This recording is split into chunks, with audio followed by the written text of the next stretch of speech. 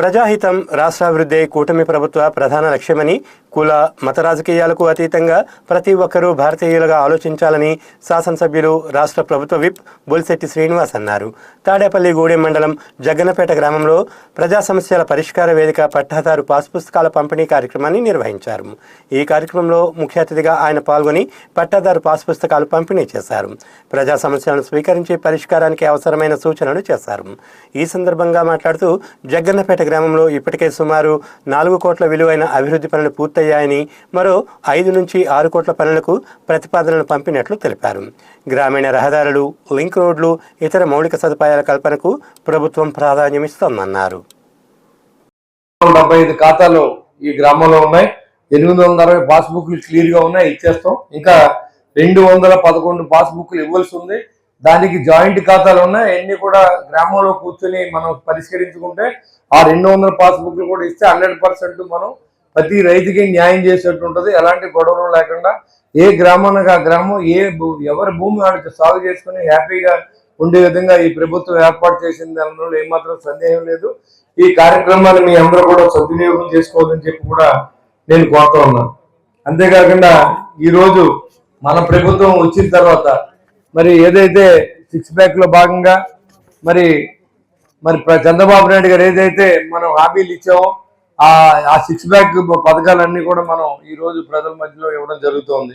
ఎన్టీఆర్ భరోసా pension కింద మనం ఈ రోజు చూసుకుంటే 14,73,500 రూపాయలు ఒక నెలకి ఈ జగ్గన్పేట గ్రామానికి మనం ఇస్తూ ఉన్నాం. తల్లికి వందనం కింద 57,33,000 రూపాయలు ప్రతి సంవత్సరం ఇస్తూ ఉన్నాం. అంతే ఆటో డ్రైవర్ సేవలో 2,55,000 ఇస్తూ ఉన్నాం. అన్నదాత సుఖీభావ కింద 95,45,000 రూపాయలు ఈ గ్రామానికి సంవత్సరానికి ఇస్తూ ఉన్నాం. ఇవన్నీ కూడా ఎలక్షన్ ముందు ఏదైతే చెప్పామో అది గడిచిన 2 సంవత్సరాల నుంచి కూడా ఆర్థికంగా ఎన్ని ఇబ్బందులు ఉన్నా కూడా ఇవన్నీ అధిగమించి మనం చేసుకుంటూ వెళ్తా ఉన్నాం. అదేవిధంగా ధాన్యం తోలితే ఎక్కడ డబ్బులు వస్తాయో తెలియదు, ఎప్పుడు డబ్బులు వస్తాయో తెలియదు, ఏ మిల్లుకు తోలాలో తెలియదు, మిల్లుకి వెళ్తే దింపుకుంటారో తెలియదు. ఆ పరిస్థితి నుంచి గౌరవ ముఖ్యమంత్రి గారు వేసిన కమిటీ ప్రకారం గౌరవ మంత్రివర్యులు చంద్రబాబు నాయుడు గారు, అదేవిధంగా మన నారాయణ మనోహర్ గారు, పవన్ కళ్యాణ్ గారు, అచ్చెన్నాయుడు గారు వీళ్ళందరూ ముందు రైతును ఆదుకోవాలి. రైతు చాలా ఇబ్బంది పడుతూ ఉన్నాడు. ధాన్యం పండించిన తర్వాత ఎక్కడ తోలాలో తెలియట్లేదని చెప్పి వారికి నచ్చిన మిల్లుకి వాళ్ళు తోలుకుని ఏది దగ్గర ఉంటే తోలుకుని ట్రాన్స్పోర్ట్ ఛార్జెస్ కూడా తక్కువ అయ్యే విధంగా 48 గంటలలోపు మీ ఖాతాల్లో డబ్బులు వేసిన ఘనత ఈ ప్రభుత్వానికి దక్కుతుందని కూడా నేను మీకు తెలియజేస్తా ఉన్నాను. మరి ఇక్కడ సీఎం రిలీఫ్ ఫండ్ కింద ఇదివరకు మీరు చూశారు. ఈ ఒక్క కాన్స్టిట్యున్సీలో గౌరవ చంద్రబాబు నాయుడు గారు దాదాపుగా 8 కోట్ల రూపాయలని పేద ప్రజలకు ఇచ్చారంటే అది చరిత్రలో ఇంతవరకు కాన్స్టిట్యున్సీ ఏర్పాటు చేసిన తర్వాత ఏ ముఖ్యమంత్రి ఇవ్వనంత డబ్బు మనకి CM relief fund Chandrababu Naidu గారు ఇచ్చారని దాంట్లో మరి ఏమాత్రం సందేహం లేదు. అలాగే మరి ఇంకా ఎన్ఆర్ఈజిఎస్ ఇప్పుడు ఇవాళ వివి రామ్జీ కింద మారింది. దాంట్లో 125 పని దినాలు పెంచాం.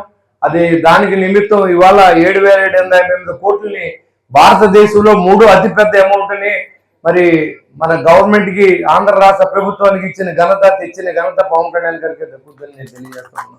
ఎందుకంటే ఏ విలేజ్ కి రోడ్లు లేని పరిస్థితుల్లో మనం ఎమ్మెల్యే అవ్వడం కానీ ప్రభుత్వాన్ని మీరు ఎన్నుకోవడం కానీ జరిగింది. పాత ప్రభుత్వంలో మనం పోల్చుకోవాల్సిన అవసరం లేదు. పని చేయట్లేదు కాబట్టి మీరు దింపేశారు. పనిచేసి ప్రభుత్వాన్ని ఎన్నుకున్నారు కాబట్టి మా వల్ల కాదు, డబ్బు లేదని చెప్పే అవకాశం లేదు. ఖచ్చితంగా పనిచేసే వెళ్తాం, ప్రతి రోడ్డు వేసే వెళ్తాం. ఈ గ్రామానికి ఇప్పుడు దాదాపుగా 4 కోట్ల రూపాయలు మనం పెట్టి రోడ్లు వేయించడం జరిగింది. గతంలో మీరు ఎప్పుడు చూడనటువంటి రోడ్లు మనం వేస్తా ఉన్నాం. అదేవిధంగా కడియద్ద గ్రామానికి రోడ్డు అడిగారు ఇక్కడ పెద్దలు, అది కూడా శాంక్షన్ చేసాం. టెండర్ దశలో ఉంది, అది కూడా పూర్తి చేస్తాం. వర్షాకాలం అయిన అది కూడా పూర్తి చేస్తాం.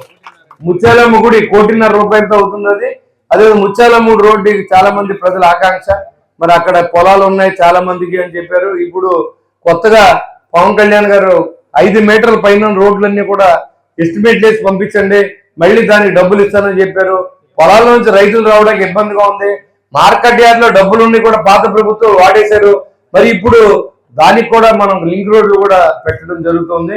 దానికి కూడా ప్రతిపాదనలు మనం పంపిస్తా ఉన్నాం.